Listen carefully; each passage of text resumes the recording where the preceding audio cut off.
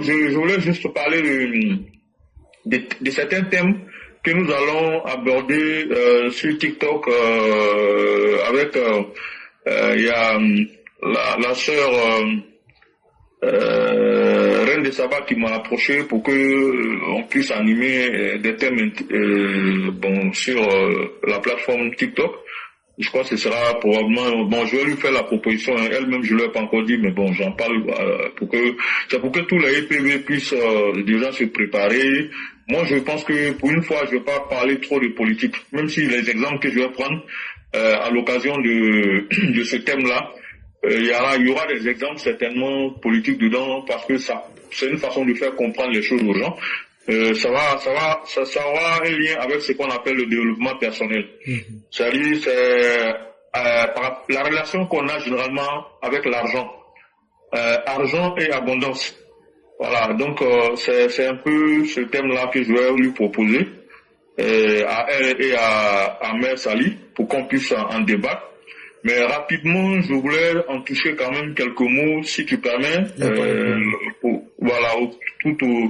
au cours de mon intervention là, des 10 minutes dont je dispose.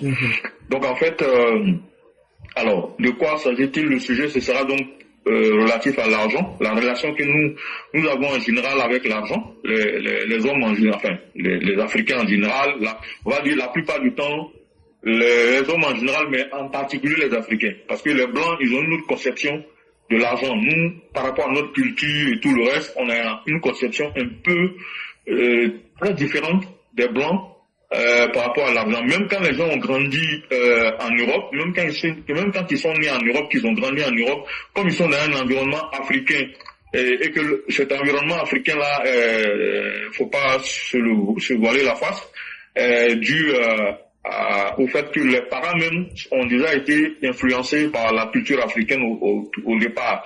Donc du coup, on a un certain nombre de blocages avec l'argent. Donc ça, c'est important d'en parler pour que les uns et les autres, parce que c'est un peu la clé de beaucoup de blocages que nous avons, même dans le cadre du travail, dans le cadre de l'entrepreneuriat, dans la vie même en général. Les relations que nous avons avec l'argent ne sont pas toujours de bonnes relations. En termes de conception, en termes de propos, en termes de pratiques et tout le reste. Donc je pense que ce serait intéressant qu'on puisse aborder ce genre de questions-là. C'est pour ça que justement j'ai tenu à parler de ça. Donc c'est pour qu'on puisse en arriver à ce que j'appellerais une nouvelle relation avec l'argent. C'est même pas une affaire de richesse, hein, ça n'a rien à voir. Parce qu'on peut être riche et puis ne pas avoir de bonnes relations avec l'argent. C'est important de le dire. Et vous remarquerez qu'en Afrique et même en Europe, il y a beaucoup de gens qui étaient riches, ils sont devenus subitement pauvres. Je ne dis pas que c'est ce que je suis en train de dire, c'est ça seulement l'explication. Mais ce qu'il faut savoir, c'est que ce qu'on pense et ce qu'on dit influence notre aura. Et étant donné que on dit que ce sont les oiseaux de même plumage qui volent ensemble, si vous n'avez pas, vous n'attirez que l'énergie que vous dégagez.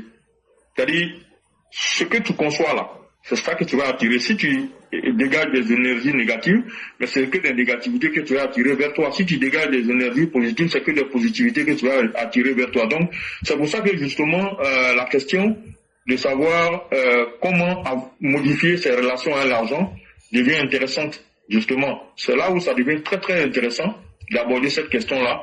Et je me suis dit que c'est venu comme ça par intuition. Hein. J'avais plusieurs autres thèmes. Hein. On pouvait parler d'autres choses, mais je me suis dit, on va parler des relations que nous avons avec l'argent. Mais avant toute chose, on fait ce qu'on appelle une sorte de diagnostic, quoi. Voilà, de nos systèmes de croyance avec l'argent. Donc c'est par rapport à ça que justement il est important qu'on va passer en revue, voilà, notre relation avec l'argent, notre miroir, notre système de croyance qui est un peu le miroir de notre personnalité, de notre relation, de nos relations avec l'argent. Donc faut pas voir l'argent comme étant quelque chose de pourri. Il faut voir l'argent comme un vecteur, comme une énergie. Et l'argent, c'est l'argent. C'est-à-dire que ça peut être le dollar, ça peut être le CFA, ça peut être Voilà, c'est pas, même, je peux dire rapidement un exemple précis. C'est là que, par exemple, les gens qui critiquent beaucoup le CFA, par exemple, ne savent pas qu'il y a des critiques négatives qu'ils font sur le CFA, qui jouent même sur leur propre vie. Ils ne savent pas.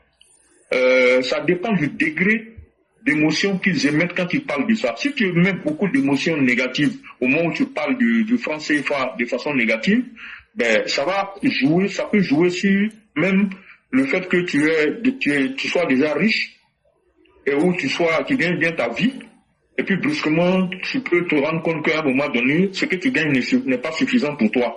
En général, on a l'habitude de dire que ce qu'on gagne n'est jamais suffisamment utile, suffisamment, c'est jamais suffisant. On en a toujours besoin, on a plus de nouveaux besoins. Tout dépend des relations qu'on a avec l'argent. Donc, le thème que je compte proposer, ce sera argent et abondance.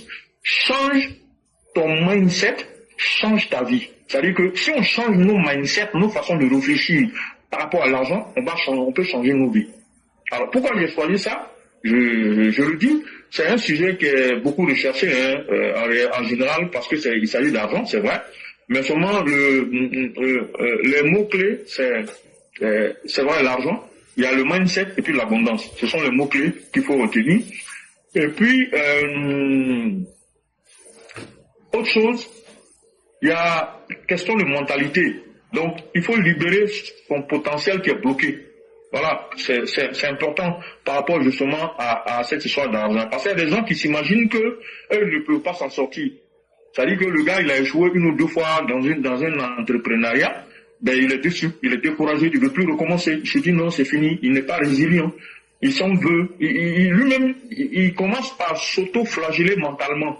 Donc, il se crée de nouveaux blocages par rapport aux anciens blocages qui existaient depuis son enfance.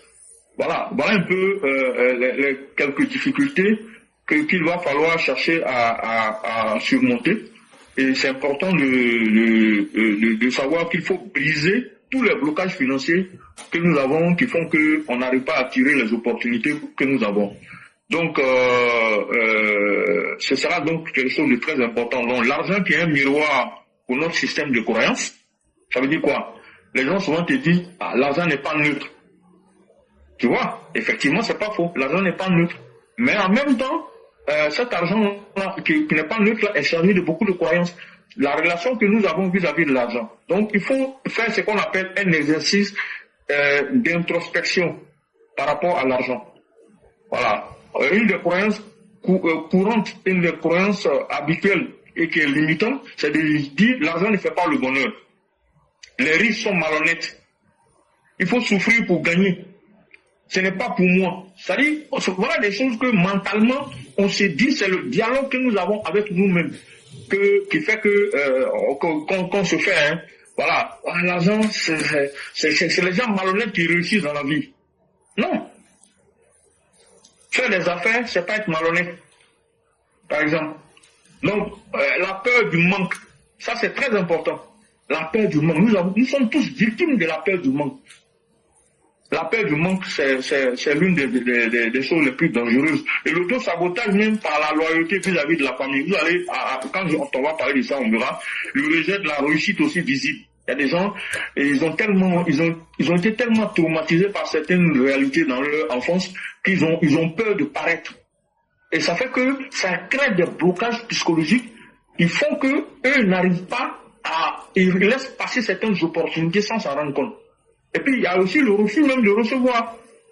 Tout ça, c'est inconscient, hein. Voilà. Il y a la dépendance émotionnelle aussi par rapport au sauveur. On pense que le sauveur il est extérieur à nous. Il faut que je compte sur l'éclaireur, sinon je ne vais pas m'en sortir. Non, il faut compter sur toi-même. Maintenant, si tu comptes sur toi-même, l'éclaireur va recevoir un message subliminal. Il va faire que, comme vous êtes deux âmes, ton âme va recevoir ton information, et si l'éclaireur peut t'aider, il va physiquement maintenant rentrer en contact avec toi pour t'aider. C'est ça la manière. Il faut changer justement ce mindset-là. Voilà. Il faut aussi, c'est quoi? Il y a la pauvreté. Le mindset de la pauvreté, puis le mindset de la richesse ou de l'abondance. 80% ou 90% des gens ont le mindset de la pauvreté. Parce qu'on se dit que arriver au sommet, être milliardaire, c'est impossible. Ah oui. Et remarquez, ceux qui sont surpris par la richesse, souvent ils tombent. Le père avait l'argent, il gérait la fortune, c'est lui qui a créé la fortune, il a géré la fortune, il est décédé. Les enfants, quand ils doivent hériter, chacun court par rapport à ses intérêts, ou bien quand on donne l'héritage au plus grand ou à un des frères ou à la sœur, elle gère mal, finalement l'entreprise coule. Parce que justement, la personne n'était pas prête dans la tête. C'est important. La personne n'était pas prête dans la tête. Voilà, donc il y a des affirmations clés que je vais enseigner. Ce serait de dire, par exemple, je mérite de recevoir plus que ce que je donne. C'est-à-dire que si tu donnes 10 000 à quelqu'un, par exemple, tu mérites de recevoir 1 million. Et dans les Écritures saintes, on dit, Dieu te le rendra au centuple. Voilà, ce sont des affirmations qu'on peut faire, qui peuvent aider à voir ce qu'on appelle nettoyer son aura à des pensées positives. Ne pas voir dans l'argent quelque chose comme quelque chose de satanique. Comme si être riche là, tu ne vas pas rentrer au paradis. Il y en a qui se permettent de dire même dans certains de nos entourages, ah oui, si tu as les gens qui, si tu fais un jour de pouvoir, tu ne vas jamais rentrer tu vas rentrer difficilement au paradis. C'est pas vrai. Ça se condamner soi-même. C'est comme si tu une journée de richesse, tu risques pour rentrer au paradis, ça va être très compliqué. Il y a des gens qui sont pauvres, ils sont pires que les gens qui sont riches. C'est-à-dire que c'est des tueurs. Il est pauvre et puis il tue les gens pour pouvoir manger. Il est plus dangereux qu'un riche qui appauvrit les gens. Parce que lui, il ôte la vie aux gens. Voilà. Donc vous voyez que c'est un peu dangereux de faire. Et il y aura des exercices d'autres pratiques que je vais communiquer. Ça veut dire par exemple créer ce qu'on appelle des phrases d'ancrage, ce qu'on appelle l'argent du choisi. Je suis prêt à l'accueillir. Il faut être prêt à accueillir l'abondance, le bonheur. Quand tu pries là, tu demandes à Dieu de te donner l'argent, mais il faut que toi-même tu sois prêt dans ta tête. Si tu n'es pas prêt dans ta tête, que tu prononces des phrases juste pour prononcer, ça ne sert à rien. Si les phrases n'ont pas de résonance en toi, ça n'a aucune espèce d'importance. Donc, il va falloir aligner nos énergies, nos auras par rapport à l'argent. Tout ce qu'ils sont en train de dire, ce n'est pas pour avoir de la richesse, hein. C'est pour avoir une relation saine avec l'argent. Vous allez voir que si vous réussissez ce que je vais vous communiquer comme information à l'intégrer dans vos vies quotidiennes, il va arriver un moment donné, vous allez vous rendre compte que vous ne gagnez pas forcément plus que ce que vous gagnez, mais vous gérez mieux votre argent. Ça devient de plus en plus suffisant pour gérer vos problèmes quotidiens et vos problèmes de famille. Parce que, est-ce que vous savez que la peur du manque peut faire que même si on est milliardaire, on est toujours stressé? Parce que tu as la peur du manque. Si tu es stressé, tu as peur de manquer. Donc ça veut dire que même si tu as des milliards, ce n'est jamais suffisant. Et c'est ça qui fait que les milliardaires continuent de courir toujours derrière les milliards. Parce qu'ils ont la peur du manque. C'est ça aussi la réalité. Sinon, il y a des gens, leur fortune est telle que leur descendance même peut continuer. Plusieurs de leurs générations descendantes vont continuer à profiter de cette richesse-là. Mais ces gens-là, souvent, deviennent très dangereux dans leurs relations professionnelles, comme si c'est maintenant que si leur vie dépend peut-être d'un petit contrat qu'elles vont monter. Donc l'ego surdimensionné vient donc intervenir à ce niveau-là et ça pose un gros problème. Donc, attirer les opportunités comme un aimant, c'est possible. Je ne dis pas que c'est pas de la magie, hein, ce dont on va parler. Il faudrait que les gens comprennent. Il faut se débarrasser de ces idées reçues, comme quoi, oui, quand on commence à parler de ces choses-là, oui, ma religion m'interdit. Non. On est tous croyants. Mais écoutez, Dieu nous a créés à son image. Ça veut dire que on peut appliquer ce qu'on appelle certaines techniques pour justement pouvoir progresser. Dieu a dit qu'on doit manger à la sueur de son front. Mais Dieu a dit aussi qu'on doit apprendre et appliquer ce qu'on a appris sur sa propre vie. C'est ça. On doit chercher à gagner plus d'argent dans sa vie, mais sans vendre son âme au diable. Ah oui, c'est ça qui va s'agir. Voilà. Créer, par exemple, vendre, impacter sans se compromettre. C'est aussi simple que ça. Si on a de bonnes intentions dans ta façon d'agir, dans ton business, il n'y a pas de raison que tu... Voilà un peu quoi. Voilà, donc je vais m'arrêter là. Ce sera ça, et puis il y aura un bonus avec des pratiques, des pratiques très concrètes, des choses concrètes qui sont applicables immédiatement. Voilà, donc c'est une émission que je pense qu'il devrait être enregistrée Passer sur la plateforme, l'écouter, la télécharger, l'écouter. Normalement, ça là, c'est payant. Ce que je vais faire là, honnêtement, je ne vais pas vous cacher, c'est payant en réalité. Mais je vais le faire gratuitement, avec le cœur, et en y mettant tout ce que je possède comme connaissance dans ce domaine-là, pour que entre frères et sœurs, on puisse s'entraider. Je sais qu'il y a certains qui vont peut-être trouver que ce que je vais dire va peut-être connaissance religieuse. Mais ne vous en faites pas. Oubliez d'abord un moment la religion. Quand vous allez intégrer ça dans vous, vous finissez par comprendre. Parce que le meilleur talisman, le meilleur nashigi, ce sont les pratiques que je vais vous apprendre. Ça ne sert à rien de faire du nashigi ou bien d'attacher des trucs et puis mettre dans sa poche et puis se promener avec ça. Ça là, ça c'est du fétichisme. Même si tu as utilisé les poches, si tu attaches de te promener, ça veut dire que tu es attaché à quelque chose qui n'est pas Dieu, il l'envoie. Voilà. Donc, moi je veux que, parce que à partir du moment où tu commences à attacher des talismans pour mettre dans ta poche, ce qui va se passer, c'est quoi? C'est que tu vas faire appel à des entités, si tu as la chance. Parce que tu peux lire des paroles coraniques ou des paroles bibliques ou des paroles encore de la Torah, utilise pour écrire ces paroles-là. C'est cette énergie que le cosmique ou Dieu va retenir. Parce qu'il ne faut pas oublier que c'est avec l'émotion concrète. Ah oui, c'est l'émotion concrète. Donc c'est important que les uns et les autres puissent noter ça. Parce que tu peux réciter tous les versets, tu peux connaître le Coran par cœur. Mais ça peut te servir à rien du tout si tu ne sais pas réellement l'utiliser. C'est important. C'est très important. Il faut savoir à quel niveau tu te situes en réalité. À quel moment tu peux toi-même te souhaiter des... En fait, je vais aider les uns et les autres à nettoyer leur subconscient. C'est les techniques simples, pas compliquées. Ce n'est pas de l'ésotérisme, c'est des choses psychologiques qu'il faut apprendre pour s'auto-nettoyer. Tout simplement. Ça va. C'est Dieu aussi qui nous a appris ça. Aide-toi, le ciel t'aidera. Si tu vas à l'encontre de ces choses-là, ça va te rattraper demain. Pour terminer, pour vérifier que ce que j'ai dit est vrai, après avoir arrêté ce direct, je vous donne 1 ou 2 exercices. Mettez votre doigt en face de vous, vous mettez une légère lumière, vous vous mettez en face de la lumière, puis vous regardez vos doigts écartés.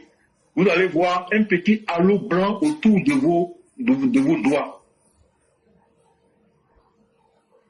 Ça là, c'est déjà une idée d'une énergie qui est au-delà de votre corps physique.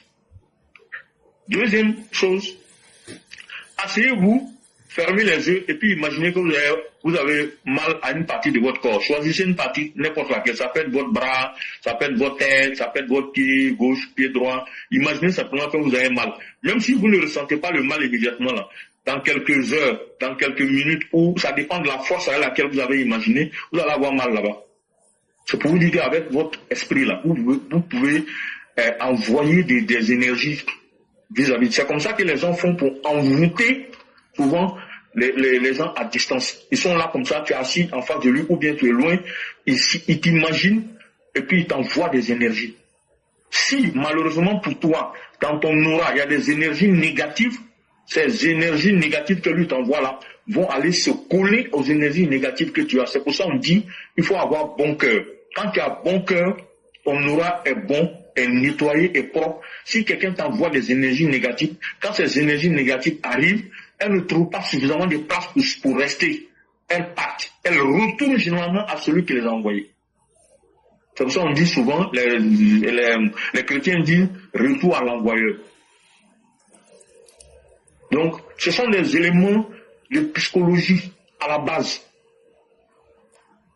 Avant toute chose. Même si c'est un peu le début d'une forme de spiritualité. Vous avez vu que dans la religion musulmane, il y a l'ésotérisme musulman, qui est le soufisme. Et il y a dans la maison là, il y a plusieurs chambres. Donc, on va rester à un certain niveau, mais juste pour que la plateforme ne doit pas s'arrêter simplement à parler, à vous éclairer sur les choses politiques, mais ça peut nous éclairer nous-mêmes par rapport à nos vies quotidiennes. Parce que quelqu'un qui mange bien, qui gagne bien sa vie, qui s'occupe bien de sa famille, c'est un meilleur citoyen. Vous pouvez profiter de l'entrepreneuriat. On va vous donner un gros crédit. Votre business plan, il est propre, il n'y a rien à dire. Mais si vous n'avez pas le bon mindset, vous n'avez pas le bon état d'esprit, vous allez échouer. Et après, vous allez accuser le gouvernement ou accuser quelqu'un autour de vous. Remarquez, en Djoula, on dit, nous sommes une noromane, ou bien tu es une noromane. C'est-à-dire que cette femme porte malheur, cet homme porte malheur. Non, c'est pas qu'il porte simplement malheur. C'est-à-dire qu'il a une aura qui est chargé de certaines énergies qui ne sont pas conformes à l'énergie du mari ou du conjoint. Ce qui fait que ça lui attire plus de problèmes que de bonheur. Donc du coup on dit, vraiment la personne n'a pas une bonne énergie, ainsi de suite, c'est quelqu'un qui porte malheur. Voilà, les Africains souvent disent ça. Bon, nos parents là connaissaient certaines pratiques, on pouvait laver des canaris pour certains, ce sont souvent des esprits, hein. Ils te font laver des canaris qui chassent ces esprits, mais quelquefois aussi, avec certaines pratiques de nettoyage de l'aura, dont on va parler, mais qui sont pas, c'est pas de la sorcellerie ou quoi que ce soit, non. C'est de vous allez voir, c'est des trucs très simples, c'est juste accepter de voir comment l'homme fonctionne. On vous explique rapidement, quand vous faites des affirmations régulièrement comme ça que souvent, on dit de faire les zikr. Vous répétez la même chose 100 fois, vous répétez ça souvent 1000 fois. Si vous répétez sans concentration, sans savoir ce que vous répétez, c'est du verbiage creux. Mais si vous répétez en sachant ce que vous répétez, vous allez voir que votre subconscient va intégrer. Et comme ce sont des paroles positives, coraniques, ça va agir dans vos vies. Donc, vous allez voir qu'il y a des gens vous allez réciter la même chose, mais pour certains, ça va se réaliser plus vite que pour d'autres. Ça dépend de plusieurs facteurs. Il y a le degré de concentration, mais il y a surtout le degré de l'aura. La propriété de son aura. Donc voilà des choses qu'on va aborder. Et vous allez trouver que quand on va parler de ça, ce sera des choses très simples, très éducatives et qui vont être utiles dans la vie quotidienne. Ce sont des choses que j'ai eu la grâce. Et je remercie celui qui me les a appris et j'ai complété mes connaissances par la suite. C'est des choses que j'ai apprises il y a plus de 20 ans. Et sachez que quand j'ai dit 20 ans, je suis gentil. Hein. C'était 30 ans même. Parce que je les ai appliqués depuis toujours. Je n'ai pas dit que je suis riche. Mais moi-même, j'ai été victime de mes propres pensées souvent négatives qui ont agi dans ma vie. Et j'ai vu. C'est comme si j'ai fait des expériences souvent positives, des expériences souvent négatives. Il faut avoir le courage de le reconnaître. Voilà. Je vous raconterai certaines de mes anecdotes de mes expériences personnelles positives et en griffe négative aussi, mais qui m'ont donné des leçons, qui m'ont permis de comprendre comment moi-même je fonctionne. C'est important de le savoir. Quand vous savez comment vous fonctionnez, c'est important. Il y a des gens qui vont vous dire, quand je sors de chez moi, quand mon pied gauche cogne un caillou, ça veut dire que devant là-bas c'est mauvais. Quand mon pied droit cogne un caillou, ça veut dire que c'est bon devant. Pour d'autres, c'est le contraire. Et les rêves dépendent de chacun. C'est pas parce que quand moi je rêve avec une femme, ça ne veut pas dire que ça peut m'apporter de l'argent. Et puis il y a quelqu'un d'autre qui va rêver à une femme, c'est le malheur. Vous voyez que les individus peuvent être différents. Donc les interprétations des rêves ne sont pas toujours passe-partout. Donc éclaireur, vraiment merci de m'avoir accordé suffisamment de temps pour expliciter un peu les choses qu'on va aborder. Très prochainement, je pense que ce sera dimanche prochain, si Sali et Reine de Saba s'accordent avec moi sur ça, sauf si vous avez prévu quelque chose de particulier le dimanche qui vient, il n'y aura pas de problème. Je suis prêt à accepter qu'un autre dimanche on en parle. Voilà ce que je voulais vous dire. Et je voudrais profiter pour dire que aujourd'hui c'est mon anniversaire, donc je vais courir par là à la maison parce que on ne fait que m'appeler, ma famille me réserve une petite réception, donc je vais y aller et je voudrais te remercier éclaireur pour toute l'aide que tu nous apportes, toute l'opportunité que tu nous donnes sur la plateforme et vraiment merci à tous ceux qui m'ont écouté, à tous les EPV voilà, éclaireur, voilà ce que je voulais dire. Voilà. Vraiment, merci beaucoup, cher Ané, et merci infiniment de ce que vous venez de dire. Et ce n'est pas nous qui allons dire non, hein, parce que la classe éclaireur, c'est d'abord un carrefour où nous partageons, mais surtout nous recevons du savoir. Et les expériences que vous souhaiteriez partager avec nous, et vous l'avez dit, c'est des choses, normalement, chacun doit faire sa propre expérience, et souvent même c'est payant. Mais l'expérience humaine, quand on atteint un niveau, on donne. Et c'est Dieu seul qui sait comment il va récompenser chacun. Et vous avez dit tellement de choses qui sont importantes. Et dans le Tao Te Ching, c'est un vieux livre qui a existé 3000 ans avant la Bible. Le Tao Te Ching, dans les premiers mots, on dit, connais-toi toi-même. Parce que chaque chose finit par revenir à sa nature. Et c'est très important. Quand tu prends les piliers de la foi en islam, la croyance au destin, c'est quoi? C'est la même chose. Et donc, ce monde-là, c'est vaste, mais c'est en même temps petit. Mais dans cet univers-là, il faut apprendre à savoir qui tu es. Tu connaîtras la voie que tu dois suivre et tu vas progresser. Malheureusement, c'est ce qui trompe beaucoup de personnes. Les gens pensent que l'enfer et le paradis, il faut d'abord mourir. Non. C'est la qualité de vie que tu vis ici déjà, qui est ton enfer et ton paradis pour débuter. Je prends un exemple. Tu es un voleur ou mais tu as détourné assez d'argent. Chaque fois qu'on va parler d'audit, toi, ton cœur va commencer à battre. Ça va battre à un rythme plus vite. Donc là, à force, chaque fois qu'on parle de toi, ton cœur bat là, à un rythme anormal là, ça va créer l'hypertension. L'hypertension, un jour, tu vas avoir AVC. Donc, toi-même, tu as créé ton propre enfer parce que l'acte que tu as posé là, c'est un acte qui viole les principes de la vie. Donc, chaque fois que l'ordre naturel va revenir, oh, tu es conscient. Quand l'être humain va mourir, ben, toi, tu es vivant. Mais toi, tu vis avec la vie des autres. Donc, un jour, quelqu'un, tu dois vivre avec ta vie. C'est un cycle. Donc, que tu as peur de la mort, que tu n'as pas peur de la mort, là, ça serait la même chose. Donc, quand tu déplaces quelque chose qui est dans l'ordre naturel, là, ce n'est qu'une question de temps. Donc, chaque fois que le rappel, ta conscience même va te rappeler, ou bien les faits extérieurs vont te rappeler, là, le fait que ton comportement, de façon biologique, change, là, tu es déjà dans ton enfer comme ça.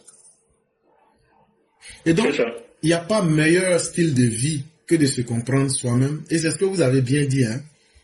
Par exemple, ceux qui rêvent, si tu ne sais pas l'explication de ton rêve, ne l'explique à personne.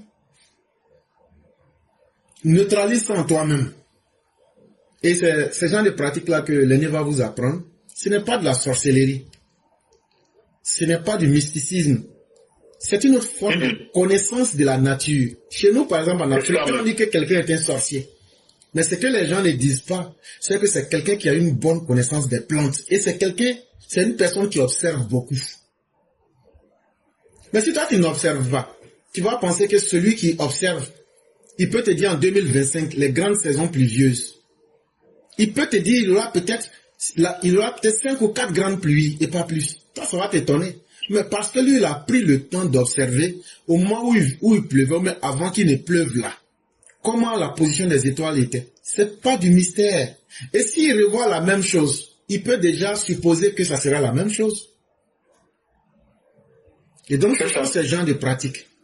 C'est comme quand je prends par exemple l'islam. L'islam nous dit, le seul principe global de l'islam, c'est de dire que Dieu est unique et de reconnaître l'ensemble des prophètes comme des envoyés de Dieu. Après cela, tes coutumes qui ne violent pas le principe de croyance en l'unicité de Dieu, si ce sont des principes qui ne violent pas cette unité divine-là, il n'y a pas de mal. Par exemple, dans nos pratiques africaines, il y a une plante là, on ne va pas donner les secrets, mais cette plante-là, il y a une manière de le faire le matin quand tu te lèves, tu mets ça sous ta langue. Et tout ce que tu dis, il y a de fortes chances que ça se réalise. Bon, c'est vrai qu'on est resté dans l'aspect empirique, mais le comment, c'est à toi-même d'apprendre. Et quand on enseigne quelqu'un, l'enseignement qui t'est donné là, c'est à toi-même d'appliquer ça dans ta vie. Si ça ne marche pas, tu laisses. Si ça marche, tu prends. Parce que les expériences sont variées. Donc, ce n'est pas 1 plus 1 qui doit forcément donner 2. La vie ne fonctionne pas comme ça. 1 plus 1 peut être égal à 1. Comme ça peut être égal à 11. Comme ça peut être égal à 0. Ça dépend de dans quel champ vibratoire toi tu te positionnes. Maintenant, le champ vibratoire où tu te positionnes là, Que tu veuilles ou pas, tu es dans un champ vibratoire. Et ça dépend de tes pensées. Toi, tu es là, c'est la vie des autres qui t'intéresse. Donc toi, on dit, toi, tu es un être humain qui a dévié de sa trajectoire. Ça, il n'y a rien à faire. Ça veut dire, toi, tu es là, c'est de souhaiter le mal aux autres. Ou bien tu as vu le bonheur des gens, tu te focalises sur le bonheur des gens. Pourquoi lui, il a eu le bonheur? Pourquoi tu... Non, toi, tu ne cherches pas à savoir pourquoi toi, tu n'as pas eu le bonheur, mais toi, tu es là. Pourquoi elle a eu le bonheur? Pourquoi elle s'en est sortie? Donc, tu te focalises sur ça et tu deviens envieux. C'est eux, on voit aujourd'hui, les gens, ils sont là, oh, ça, c'est mon fan. Toi, tu vas être fan de quelqu'un plus que toi-même? Toi, tu vas aimer quelqu'un jusqu'à oublier ta personne. Quand je le vois, je commence à trembler et puis je tombe. Ça là, une fois que tu vois que toi tu aimes quelqu'un plus que toi-même là, c'est que toi tu es un sacrifice de la vie. Ça veut dire tu es un être qui a dévié de ta trajectoire. Ça veut dire que tu as insulté Dieu pour lui dire tu t'es trompé pour me créer parce que moi-même là je ne sais même pas pourquoi je suis sur la terre. Si tu aimes quelqu'un plus que toi-même, c'est que tu t'es trahi toi-même. Et quand tu t'es trahi, ça veut dire toi-même là, ta trajectoire de vie là, tu ne pourras jamais chercher à comprendre. Et ce sont des petits principes comme ça qu'il va vous apprendre. C'est très important, connais-toi toi-même. Ce qui peut t'arriver, peut arriver à quelqu'un d'autre. Et ne donne jamais raison et la force à quelqu'un de dire c'est parce que les autres m'ont fait ça que je suis malheureux. Ne donne jamais cette force-là aux humains. Quel que soit ce qui t'arrive, ne donne jamais la force à quelqu'un. Ce sont mes parents qui ont fait fétiche, ou qui ont fait ça. Il y a des choses qui seront au-delà de tes capacités. Mais il y a des choses qui seront dans tes capacités. Ce que la vie te demande là, ce qui est dans tes capacités là, fais ce que tu as à faire. Moi, je vous prends un exemple. Une fois, je ne me sentais pas bien, je vais à l'hôpital. Et le docteur, un vieux de 80 ans, je ne l'ai jamais vu, c'est un blanc. Et subitement, le vieux, je sens qu'il est pris de sympathie pour moi. Et il me dit, non, toi, personne ne va s'occuper de toi, c'est moi qui vais m'occuper de toi. Et bon, mais ça m'a paru bizarre, hein, parce que on est aux États-Unis, hein, voilà. Surtout un pauvre nègre, ça peut passer vite, hein. Et j'ai commencé à me dire, bon, on verra bien. Mais quand j'étais en salle avec lui, il dit, tu sais pourquoi j'ai voulu te prendre personnellement? Je lui ai dit non. Il me dit, quelque chose me dit que tu aimes ta famille et tu t'occupes bien de ta famille. Et il y a quelque chose qui me dit ça. Il dit, c'est ça qui a fait que je n'ai pas résisté, j'ai voulu parler avec toi. Moi-même, je suis resté là, je lui ai dit, ah bon, que ce soit vrai ou faux, et comme tu l'as dit là, il y a certaines personnes qui perçoivent certaines choses. Absolument. Et ce n'est pas faux. Quelqu'un peut être chargé négativement, dès que tu vois, tu sais. On n'a même pas besoin de te dire. Donc, ça n'a rien à voir avec croire en Dieu ou même ne pas croire en Dieu. Tu peux ne même pas croire en Dieu et puis posséder ces facultés-là. Ce sont des connaissances pratiques de la vie. Ça n'a rien à voir à dire j'ai dormi à l'église ou bien j'ai fait veiller pendant au moins 15 ans pour dire que vraiment je suis dans le Seigneur. Dieu là, Dieu ne s'en fout de ce qui est dans l'extravagance. Dieu n'a besoin que de la vérité. Et la vérité doit commencer par toi-même. Est-ce que tu te connais? Est-ce que tu sais ce que tu vaux? Est-ce que tu acceptes de te dire à toi-même la vérité? Une fois que tu fais ça là, tu vas voir que tu seras déconnecté de la majorité des négativités. Et une fois que tu es déconnecté de la négativité, tu vas voir que les choses deviennent simples selon tes moyens. Et vraiment, les cours que vous allez me donner, ce sera avec beaucoup de joie que nous autres, on va venir. On va s'asseoir et on va écouter et surtout prendre des notes. Et moi, bon, d'accord, ok, sinon, c'est les choses que je vais dire que tu sais plus ou moins, peut-être je vais les dire autrement. Voilà, ça veut dire que par exemple, dans connais-toi toi-même, tu vois, je vais apprendre aux gens à faire ce qu'on appelle, c'est un exercice qu'on va faire, hein, l'arbre généalogique financier. C'est important de connaître son arbre généalogique financier. C'est quoi? Le but, c'est quoi? C'est d'identifier les schémas qui ont été transmis de génération en génération. Attendez, je vais expliquer ça un peu. D'accord. Ça veut dire, ce qu'il est en train de dire là. Toi-même dans ta famille là, faut regarder. Il y a un métier, quand vous mettez votre nez dedans là, ça prend. Mais, toi tu veux faire un autre métier parce que tu as diplôme là, d'un autre métier là. Tu vas faire ce métier-là, tu ne vas jamais gagner plus que ton salaire. Et les malheurs vont s'accumuler, pas des malheurs, mais ça ne va jamais te permettre de prospérer. C'est ce que l'on est en train d'appeler la généalogie financière. Ça ne veut pas dire que je dois faire ce que mon grand-père a fait. Je prends un exemple. Si mon grand-père était vendeur de tomates, la tomate là, c'est d'abord l'eau. Donc là, c'est un exemple. Tout ce qui est lié à l'eau. Si vous, les membres de cette famille-là, votre généalogie spirituelle est liée à ça, tout ce qui est lié à l'eau, là, si tu mets ta main dedans, là, ça va marcher. Donc, je voulais un peu expliquer ça aussi. Oui, c'est ça. C'est un peu près ça, mais il y a aussi le mauvais, malheureusement, le revers, qui est que quelquefois, on reproduit les peurs de nos parents. C'est-à-dire que souvent, les parents, comme ça, tu viens lui demander l'argent, aujourd'hui, il t'a donné, pour aller payer quelque chose à l'école, 2 jours après, tu reviens encore à dire, on dit de donner, et puis le papa se fâche, le père se fâche. Tu crois que l'argent tombe du ciel ou bien quoi? C'est-à-dire, il a dit ça dans la colère. Toi aussi, tu as encaissé ça avec une certaine émotion. Du coup, souvent, ça reste en toi, ton subconscient enregistre ça. Et ça peut être un blocage pour toi. Donc, ça peut être un blocage à l'avenir. Mais tu as oublié la scène. Mais quand on va parler là, quand on va commencer à parler, je suis sûr qu'il y a des gens qui vont se rappeler certains faits de leur enfance. Peut-être même que si certains sont sincères, et lâchez-vous. Parce que souvent, là, ça fait pleurer. Hein. Moi, j'ai déjà pleuré dans un travail personnel comme ça. Et je peux vous dire, à l'époque, nous, on a pris un monsieur qui avait plus de 70 ans. Mais il était physiquement bien portant. Il est venu assister à une de nos séances. On a fait un travail comme ça. C'est un musulman même d'ailleurs. Le vieux a pleuré. Il a pleuré comme un bébé. Parce qu'on l'a fait tomber en l'enfance. Pour vous dire que les blessures du passé, là, ça est là. On n'oublie pas. Sauf qu'on oublie, mais ce n'est pas parti, ça est là. Donc, autant on l'a fait retomber en enfance, ça lui a permis de laisser partir cette mauvaise énergie, cette mauvaise émotion qui était bloquée en lui. Et quelque temps après, il est venu nous remercier parce que sa relation avec sa femme s'est améliorée. À 70 ans passés, s'il vous plaît. Vous voyez que souvent là, quand on dit l'école de la vie là,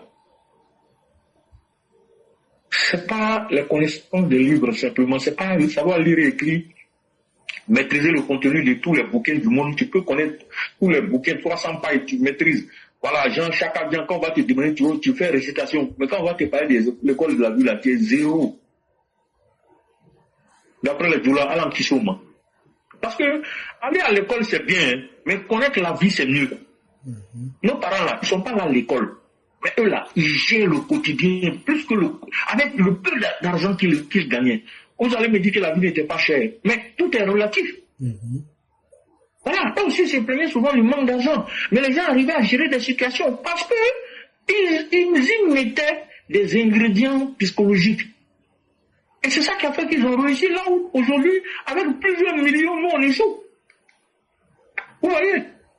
C'est important de le savoir, quoi. Donc, on va arriver à faire ce qu'on appelle une nouvelle histoire intérieure, essayer de voir comment on peut se nettoyer, comment on peut se reprogrammer positivement, essayer de laisser tomber certaines croyances inutiles, les choses du genre, pour avoir l'argent, c'est compliqué, c'est pas facile. Non. Si tu commences à penser comme ça, tu vas mettre en place des schémas de complications sur ta route. Du genre, nous, on est toujours en bas de vous, on vous regarde. Voilà, des choses comme ça. Pensez à nous, ne nous oubliez pas. Voilà. Nous, on est toujours, la main qui donne là est toujours en haut. Donc, nous, on va s'appeler. Voilà. Tu es en train de te maudire chaque jour que Dieu fait. Voilà. Tu maudis ta propre vie sans t'en rendre compte.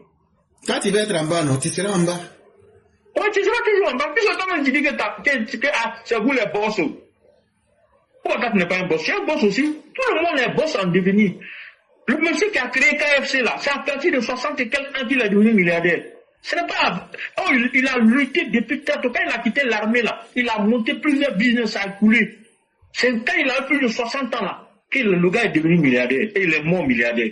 Donc vous comprenez que bon, il n'y a jamais, le bonheur n'arrive jamais en retard. Et Gloria a l'habitude de dire quelque chose qui est tellement spirituellement vrai.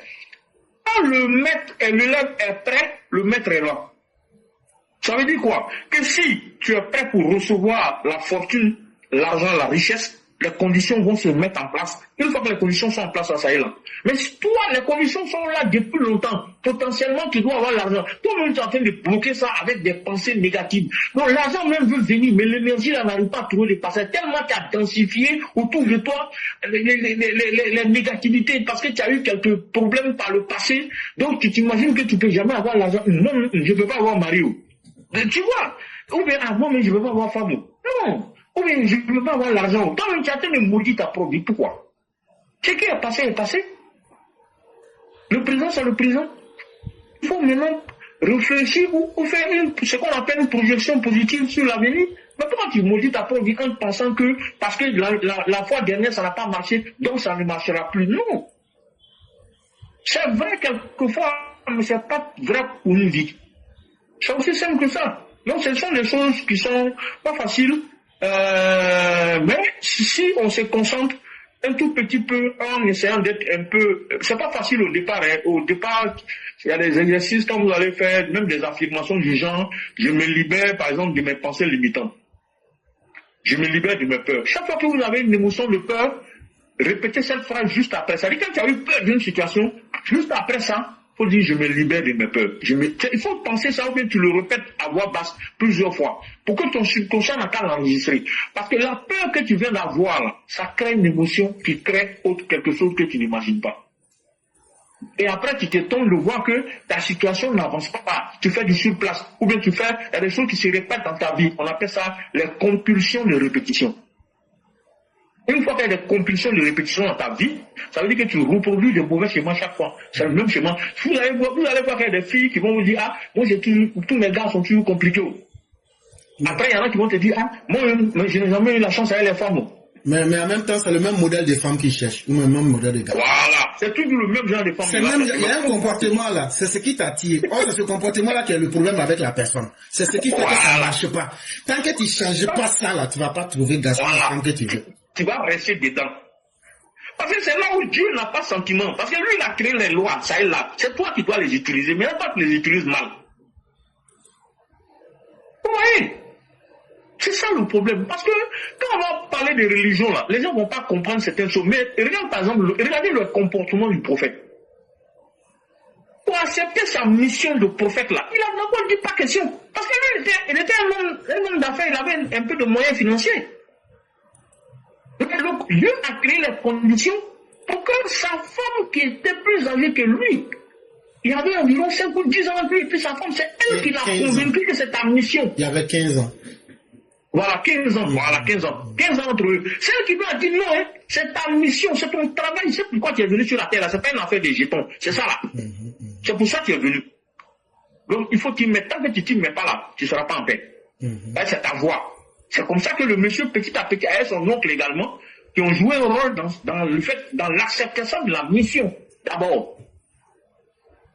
Donc, on comprend que chaque vie est un cheminement. C'est une école pour soi-même. Tu es ton propre professeur au départ. Le professeur qui est extérieur à toi n'est qu'un miroir pour toi. Il faut savoir te mirer. Sinon, tu vas avoir l'impression que ton nez est tordu, alors que ton nez est bien droit. Mais c'est toi comme tu as mal regardé, comme tu te vois toujours vilain là. Quand tu vas te regarder dans le miroir, tu vas te trouver vilain, alors que tu es la plus belle femme du monde, tu es le plus bel homme du monde. Oui, parce qu'il n'y a pas de créature vilaine. Ça n'existe pas. C'est nous, dans nos conceptions, on dit les goûts et les couleurs ne se discutent pas. C'est que toi, tu trouves qu'elle est vilaine là. C'est la go de quelqu'un. Et lui, il veut mourir à cause d'elle. C'est sa bouche qui est large, c'est ça que lui il adore. C'est toi qui dis non, sa bouche est trop large. Et vous voyez que les critères de beauté évoluent en fonction du temps et de l'espace. Au départ, les femmes blanches ont commencé à utiliser le rouge à lèvres et les trucs à lèvres et tout ça, parce qu'elles ont des petites lèvres, elles ont besoin de mettre des trucs pour ça puisse apparaître. Elles ont fait ça jusqu'à, nous si on est rentré dans la danse, et puis après, elles ont commencé à se piquer les lèvres pour avoir de grosses lèvres comme les femmes africaines. Tu vois éclairer. Et nous, qu'est-ce qu'on fait? On s'en va se piquer les lèvres aussi. On s'en va se piquer les fesses. Parce que les blanches n'ont pas de fesses, en général. C'est le ridicule. C'est un peu comme quand nous étions en Égypte et puis les Blancs copiaient sur nos modèles où ils avaient des cheveux crépus, où ils coupaient les cheveux.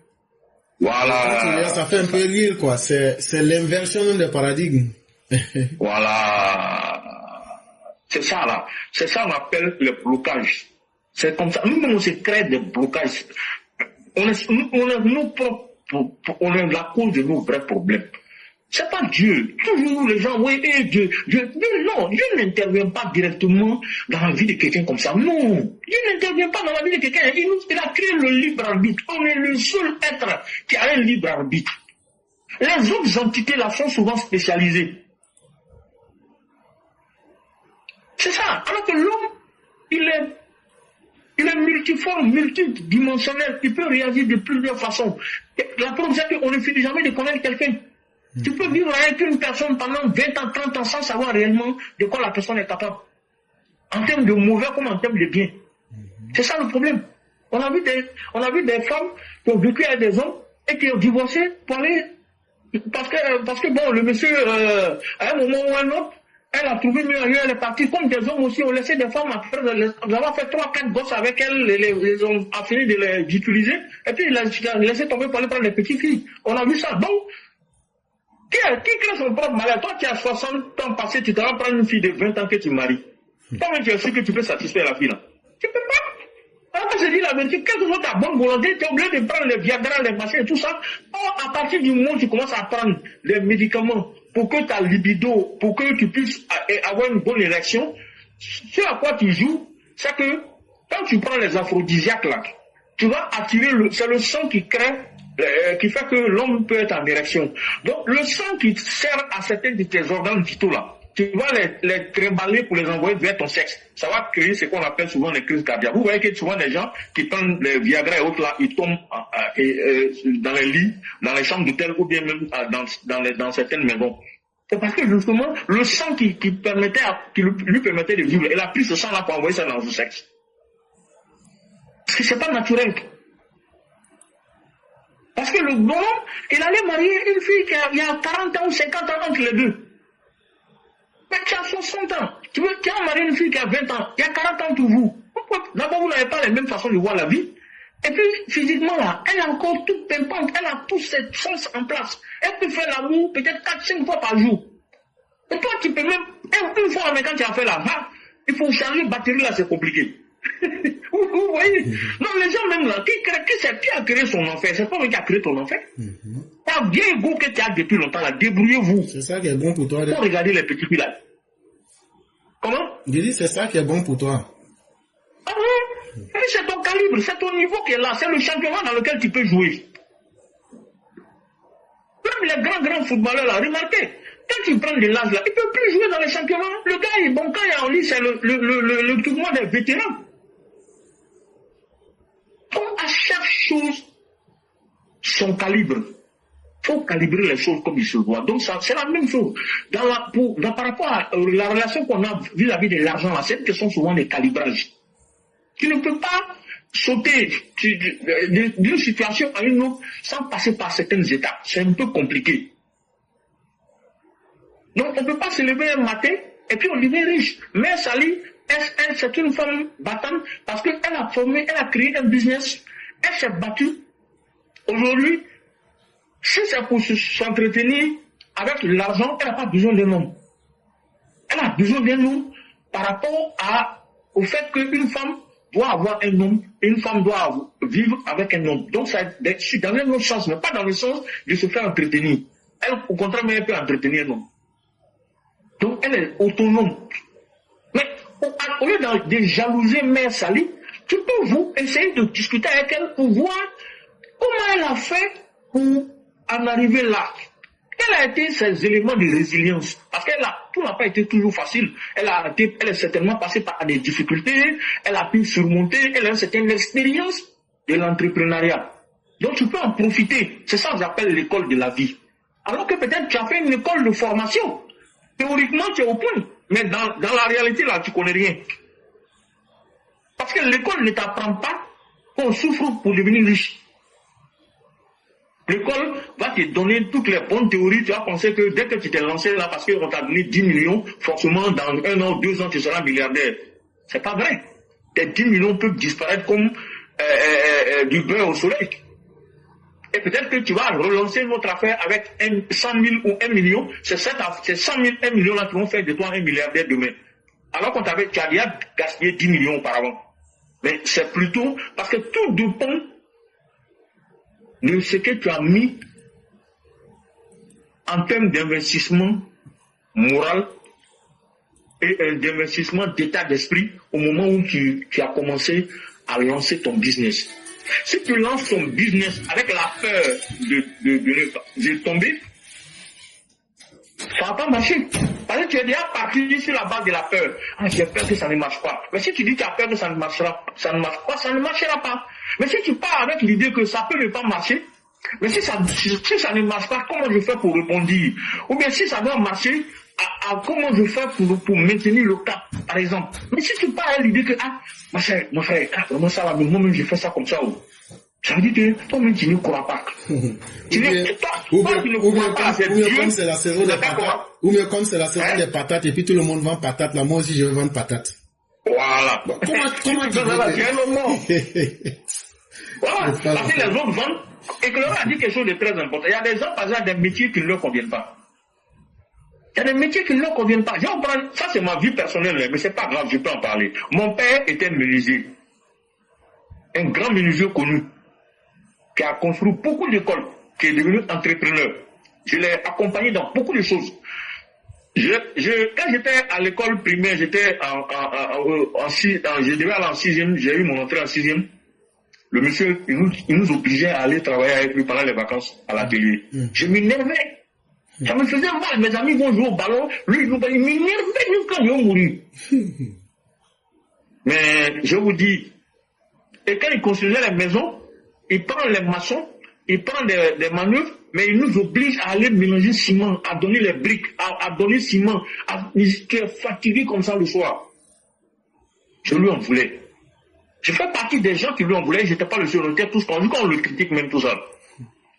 Mais je vous dis, quand je suis allé à l'Institut international pour faire ma formation, on a fait une matière qu'on appelait technologie des bâtiments. J'ai eu 19 de moyenne sur 20. Pourquoi? C'est ce que mon père m'avait appris quand j'avais l'âge de 10 ans, 11 ans, 12 ans, 15 ans, 16 ans. S'il vous plaît, souvent, tu as des connaissances là, que tu vas utiliser dans 20 ans, dans 30 ans, sans le savoir. Tout a été. Ah oui. Tout a été. Oui.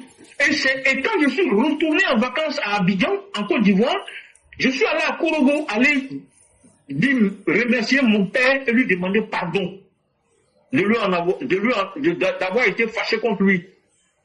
Il m'a dit, oui, je savais que vous n'étiez pas content quand vous étiez petit.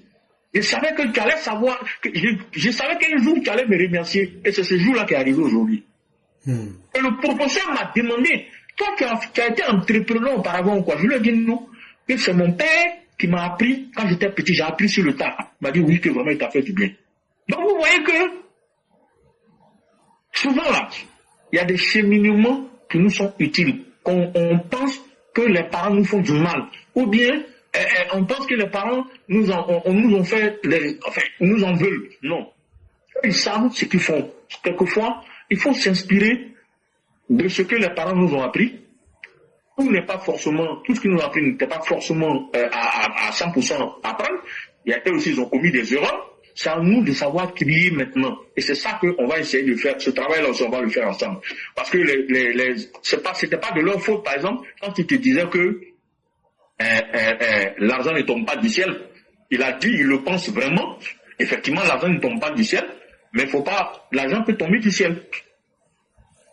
Aujourd'hui, avec l'intelligence artificielle, avec les réseaux sociaux, il y a des gens qui mettent en place des trucs, ils vendent des livres sur Internet, ils dorment, et puis ils font ce qu'on appelle des revenus passifs. C'est pas faux. Les gens mettent les livres, les gens téléchargent, ils payent, et puis l'argent tombe sur leur compte. Si tu sors des gens qui sont morts il y a 20 ans, il y a 10 ans, il y a 15 ans, que tu leur dis qu'on fait ça aujourd'hui pour avoir de l'argent, ils ne vont pas te croire. Parce que pour eux, il y avait une librairie physique dans laquelle il fallait entrer, aller acheter le livre, et puis aller s'asseoir, l'ouvrir et lire le livre. Or, aujourd'hui, on lit les livres dans le téléphone. On paye le livre et on a sur son téléphone et on le lit dans son téléphone. Donc, vous voyez que l'argent peut tomber du ciel quelque part aussi.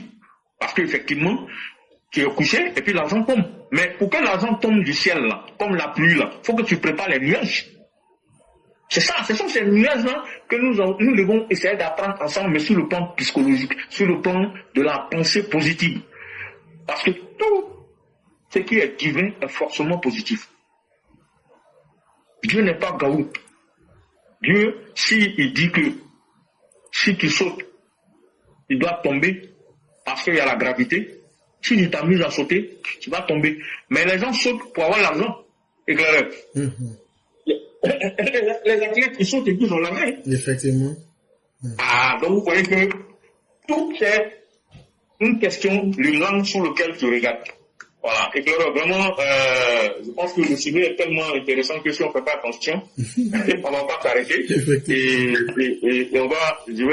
te dire merci encore une fois pour ton, comment j'appelle ça, ta disponibilité et puis alors, qu'est-ce que je dois dire, ta grande, non, tu es honnêtement habité par beaucoup de pensées positives et des choses qui font de toi un être exceptionnel, parce que ce n'est pas évident de faire ce que tu fais, d'avoir mis cette plateforme-là à la disposition des frères que nous sommes, des sœurs qui sont autour de toi. Et c'est pour ça que justement, tu restes quelqu'un que tout le monde aime bien. Et nous t'aimons tous et nous continuerons de t'aimer de la même manière que nous aimons le président Ouattara, compte tenu du fait que tu fais ce qu'on appelle une forme de don de soi que tu fais. Et c'est tout à fait, c'est tout à ton honneur. Voilà. C'est important de le dire. Et on essaiera de te remercier chaque fois qu'on en a l'occasion. Et franchement, moi, je suis un de tes adeptes qui vient d'arriver. Je pense que ce n'est pas le temps passé avec toi qui est le plus important, mais c'est plutôt la compréhension de ton action et heureusement que 80 à 90%, 95% des gens qui sont sur la plateforme comprennent qu'on épousé tes actions et on va continuer à te souhaiter vraiment longue vie et bonne santé du président Ouattara. Et voilà quoi. Voilà, donc on va s'arrêter là. Moi, en tout cas, on va s'arrêter là pour aujourd'hui. Merci beaucoup. Et que Dieu nous apporte toute la baraka nécessaire qui nous fasse obtenir gain de cause dans ce que nous souhaitons et posons comme acte dans la vie quotidienne. Amen. Que Dieu nous aide tous à progresser professionnellement et que Dieu nous aide à consolider nos rapports de couple. Pour ceux qui sont mariés, pour ceux qui vivent en couple, pour ceux qui ne vivent pas en couple, que Dieu les aide à avoir un conjoint, en tout cas quelqu'un de positif pour eux-mêmes, qui puisse correspondre à leur façon de voir la vie et puisse les accompagner sur le bon chemin, sur le chemin de leur cœur. Vraiment, merci beaucoup, cher René. Merci pour toute cette leçon de vie. Et ça même déjà, c'est pas peu. Pour ceux qui savent lire entre les lignes, ils vont commencer uniquement à se questionner sur leur propre personnalité et chercher à s'identifier à eux-mêmes et chercher à comprendre beaucoup de choses. Et vraiment, merci encore de cette belle générosité dont vous faites preuve. La vie, ce n'est pas le temps qu'on passe sur Terre, mais c'est l'utilité qu'on apporte. C'est de cela qu'on se souviendra le jour que vous partirez. Soyons des êtres de la positivité et surtout que chacun pense le moins possible de négativité. Que ce soit envers soi-même ou envers les autres. Si tu peux être neutre, ça, il n'y a pas de problème à cela. Ne pense pas à autre chose. Juste reste ce que tu es. Mais évite de penser des malheurs. Et si une voiture me cognait là? Et si je mourais demain là? Ou bien, c'est toi qui es assis, tu dis, ah, je veux que telle personne ait un malheur n'a qu'à lui arriver. Si cette femme-là, même Dieu pouvait faire qu'elle va pas avoir. Tout ce que tu penses là, tout vient s'intégrer dans ta vie. Que ce soit en bien ou en mal. Et ça va se réaliser dans ta vie. Non, on ne pense pas par erreur. Hein? Non. Parce qu'en réalité, tes pensées sont ta vie. Et ça finit par être ta réalité. Et ça sera ton destin. Parce que ça va devenir tes habitudes. Et donc, faisons beaucoup attention à nos pensées. À défaut de pouvoir penser positif, pensez neutre, ne pensez à rien. Videz-vous la tête. Et vous allez voir que vous allez sauver votre santé. Et vous allez même, avec le temps, on va dire, mais toi, tu as 1000 ans, mais tu ressembles à quelqu'un qui a 300 ans. C'est parce que tu ne fatigues pas ton corps avec la poubelle. Et ça, ce sont des petites choses, les uns les autres. Et sois vrai dans tout ce que tu fais. Quand tu n'aimes pas quelque chose, il faut dire que tu n'aimes pas. On va te détester. Mais au moins, là, tu t'es libéré parce que tu ne vas pas rester dans tes sentiments extrêmes. Quand tu aimes quelque chose, là, il faut... La sincérité, c'est important dans la vie. Hein. Mm-hmm. Et quand tu aimes quelque chose, tant que tu es vivant, dis que tu aimes ça. Parce qu'il y aura un jour où tu ne pourras plus le faire. Donc, ce que tu aimes, sois vrai avec eux. Et aime-les pleinement. Et vis ta vie. C'est pourquoi nous, on aime le président Ouattara. C'est pas qu'il nous a donné l'argent, c'est pas qu'il nous a donné drogue, mais le bienfait qu'il a fait. Et puis nous, nos familles, nos parents, et puis la Côte d'Ivoire joue aujourd'hui là. C'est inconcevable qu'on puisse rester indifférent à ce qu'il a fait. Et c'est pourquoi il n'a pas besoin de remplir le stade. Nous-mêmes qui n'étions pas là-bas au stade, on était plus nombreux que vous qui étiez au stade. Quand tu vas dire ça, les gens qui ne comprendront pas. Les gens ne se rendent pas compte. On a fait des projections mystiques de nos forces. Vous ne pouvez pas le comprendre. Mais nous, on était plus nombreux que ceux qui étaient physiquement présents. Et ce qui est spirituellement est plus fort que ce qui est... Mais vous ne pouvez pas comprendre. Et c'est ça la force de Ouattara. Ce que vous voyez derrière lui là, ça ce n'est rien. Mais ce qui est caché là, et qui est prêt pour lui là, c'est ça qui est énorme. Et ça, de telles personnes, il ne faut pas s'attaquer à elles. C'est pas parce qu'il est l'homme le plus fort, c'est pas parce qu'il est un guerrier, mais c'est parce qu'il a compris. Et il s'est donné un chemin de vie où même Dieu, même là, ne peut pas l'abandonner. Et quand Dieu ne peut pas t'abandonner, ce ne sont pas les hommes qui vont te défaire. Parce qu'un dirigeant, comme vous l'avez dit, n'est pas jugé comme un père de famille. Être dirigeant, c'est une lourde responsabilité. Dans la responsabilité d'être président, là, on t'envoie quelqu'un, on dit, celui-là, il veut détruire ta nation. Et il veut pas reculer. Tu fais comment? Mais tu le neutralises. Neutraliser, ça veut dire tuer. Or, il est écrit dans la Bible, dans le Coran, que tu ne tueras point. On est d'accord. Mais la décision que tu devrais prendre là, quelqu'un a attaqué ton pays, tu fais comment? Tu dis comme non, c'est écrit dans la Bible, le Coran, qu'il ne faut pas tuer, donc laissez-les. Est-ce que tu peux assumer cette responsabilité? Et c'est ça, la responsabilité des dirigeants. Ils ne sont pas dans les petits choix comme nous autres qui sommes des simples chefs de famille. Et il y a une très grande différence entre un chef de famille et un célibataire. Donc c'est comme ça que la vie est faite. Un homme qui accepte de prendre le poids de son peuple là, une fois qu'il y a les grandes lignes, il a respecté les grandes lignes là, les détails là, Dieu s'en fout de ça. Est-ce que toi tu es père de famille là? Ta responsabilité c'est d'apporter du pain à la maison. Le pain là c'est une manière de dire d'apporter la nourriture. Est-ce que si toi tu apportes riz, que tes enfants disent qu'ils ne mangent pas riz là, est-ce que le reste c'est ton problème? Non. Ta responsabilité c'est d'envoyer du riz. Toi tu as envoyé le riz, si l'enfant veut manger petit pois là, c'est son problème. Ne lui donne pas. Et ne te tue pas pour lui donner quelque chose d'autre. Ce que Dieu a mis dans tes moyens, honnêtement tu es venu déposer là, c'est ça. Si tu n'avais pas fait ça, c'est si ça on allait te juger.